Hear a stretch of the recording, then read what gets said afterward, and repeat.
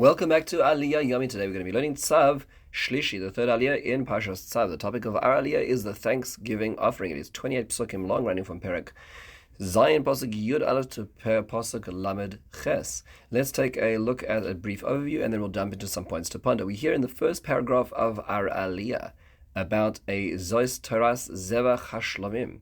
This is the Shlomim, the peace offering. We heard a little bit about this in Parshas Vayikra. We hear more details now.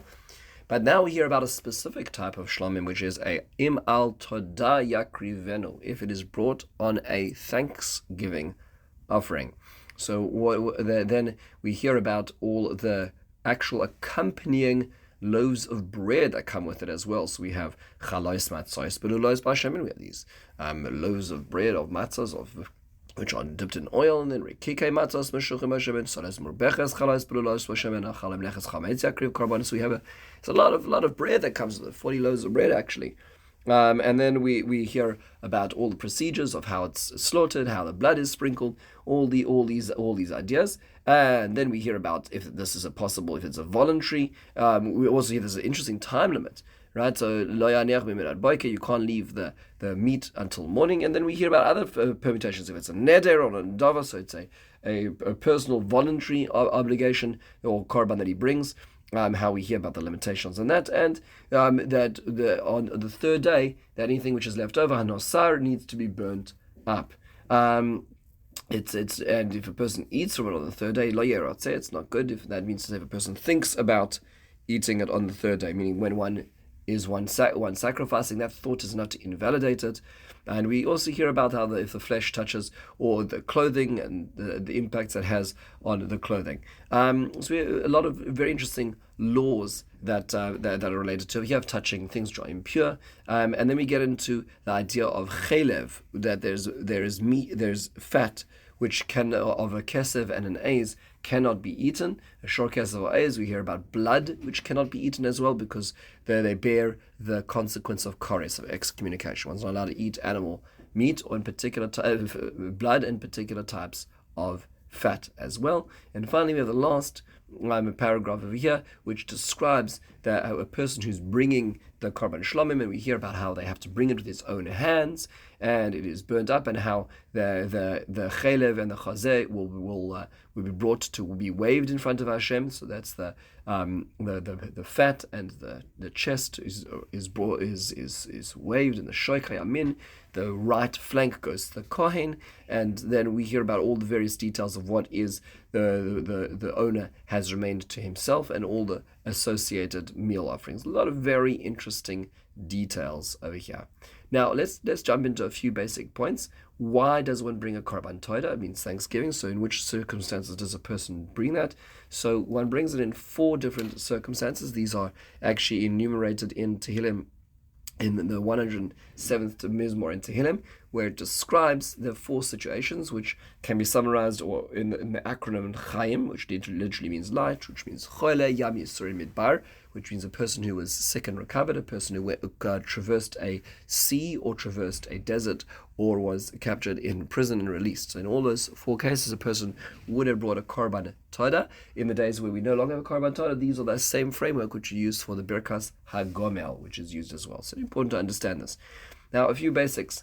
Why is it so important to bring this korban? So an interesting thing which is worthwhile noticing in society, and that is that America has dropped in among the 156 countries which are measured in the world, but from the countries of the happiest nations, it dropped recently from place 18 to 19, and America does not seem to be the happiest place on earth, despite the fact the increasing income per capita, the low unemployment. It doesn't make sense. So why is this? So there's a Professor Twenge from San Diego State University who wrote on this topic and gave a few suggestions about this topic. And the suggestions were, well, let's get to those suggestions in just a moment, because they relate to the Zevach HaShlomim itself. We hear Asher Yakriv LaHashem, if a person chooses to bring it. It almost sounds like it is voluntary. A person can make this as a voluntary thing, but a sacrifice. At the same time, it's Ashrei. The word Asher means it is praiseworthy. So it's voluntary and it's praiseworthy. That's one interesting element of the korban shlomim. Another is Yadav Tivienu as Hashem. Your hands bring it, needs to be brought in person. Why is it? Why are all these details so? Well, you can't send it through a shliach, through a messenger. Why is it that you have to choose to bring it? Well, what's significance about this? So it comes back to an interesting observation. The observation is that when it comes to the happiness in America, there are many suggestions as to why there's a dropping sense of happiness in society where people are getting more and more and more. But Professor Twenge has an interesting observation, and the suggestion is that because of the increase in screen time and other leisure activities, in a certain sense, there's been a shift between the ability to spend more time, the real in-between times, not just the happy and sad times. What ends up happening is that people do get together, but they get together for more extreme activities, tachlis activities, activities which are important. But what about the in-betweens? What about just spending time? What about the times where you need to build a relationship, not because you need something, not because the situation calls for something, not because there's a crisis afoot, but just because? Those moments in time are being lost, and that loss in time means to say that relationships themselves are crumbling. As relationships crumble, then happiness regresses as well. That's the suggestion. If we think about this for a second about the Korban Shlomim. The Korban Shlomim is not an obligatory sacrifice, it's something we choose to bring. That's the emphasis of our share. That a person, if they the person decides to bring this Korban, they're praiseworthy because what they're essentially doing is it's not in the wake of sin, it's not in the wake of all kinds of difficult things in life. A person is choosing to bring this because they want to better their relationship with the Almighty. They want to choose this. Yadav Tivenu, they bring it personally. The relationship with Hashem is, in a certain sense, is also similar to the relationship we have with other people. And that is, it takes the in-between times, not the highs, not the lows, but the times where it doesn't perhaps need to be. That's when the Korban Shlomim comes in. That's why it's such an important Korban. We need to build that relationship with Hashem, not just at the times of need, not just at the highs, not just at the lows. Now, you notice a very interesting thing about the Korban Torah, which is the subsection of the Korban Shlomim, and that is that it has an impossible algorithm. It has 40 loaves of bread, and we know that it can only be eaten for a very short amount of time. So we have the way it's described. He describes it. It's described in the Ha'amek Davar and the Tzav. Is there's less time and there's more food than any other korban that we find. And why is that? Why is it that we find so much food, so little time? So he says because the reason is because in order to facilitate eating it before the time runs out and it becomes nosar and it's therefore left over and has to be burnt, the only way a person can possibly do that is to create a large meal and to share the bread. One's going to need to be able to invite other people around the table, and when inviting people around the table, it'll be their ability to be able to share. That people say, well, why is there this big meal? And you'll say, well, actually, I was just sick and I just recovered, or I was traveling and I feel very thankful to Hashem. It says the Ha'amek Davar and the Tzav is that the way that Hashem wants us to express gratitude is expressing gratitude with others. He wants us to be able to share that experience, to be able to share the goodness in life, not just the complaints, not just the war stories. Share the gratitude of one's experience in life. And that's why the Ha'arechev Davar, his footnotes on the Ha'amek Davar points out, and that's usually the Ha'arechev Davar quotes Psukim in Nach, in Nevi'im and Ksuvim, where this idea and this rule applies itself, and he quotes that word in that phrase in Hallel, where we say in Hallel, L'cha ezbach zevach toida v'shem Hashem ekra. Hashem, I'll bring you a sacrifice of thanksgiving, and I'll call out in the name of Hashem. We say this in Hallel. My vows I'll pay to God.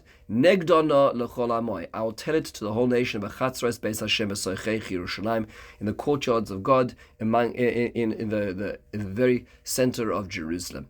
And his point over here is that in order to be able to bring a korban Torah, it needs to be negdona l'chol amoy. It needs to be able to be told to everybody else. It can't be a secret. Something good happens, share it. Pay it forward. Make sure that the world is listening. And that's part of the actual structure of the korban in terms of the way it's organized in terms of food and limitations of time as well. One last interesting point on this aliyah is there's an interesting halacha, and that is that in our davening we have a paragraph which we say in Pesukei Dezimra called Mizmor LaTorah, which is the 100th chapter in the book of Tehillim. And it actually is a mizmor which should be said standing up, but it is interesting that it follows the pattern of the korban Torah, of the korban Torah, which is why, as an example, we do not say mizmor LaTorah on, let's say, Pesach, as an example, because some of the meal offerings that came with it were chametz, were leaven, and in a certain sense, we can't express the korban Torah or the mizmor LaTorah in a time when the korban Torah itself was not applicable. There are a lot of interesting aspects as to how this halacha itself applies itself. One last interesting thing is that there's a author called Robert Emmons, who wrote on the topic of gratitude is a researcher, a psychologist, a researcher who did a lot of research into the notion of Thanksgiving. And he points out that Thanksgiving itself, which is such a crucial part of our aliyah, is the ability to recognize that sometimes we cannot do things alone. It comes from outside of ourselves. And this comes back to what the Tzav was saying, which is that therefore the way we give gratitude is to bring in other people outside of ourselves, because that was the very notion of what gratitude is made of itself. With this, we conclude the third aliyah. In the meantime, have a wonderful and meaningful day.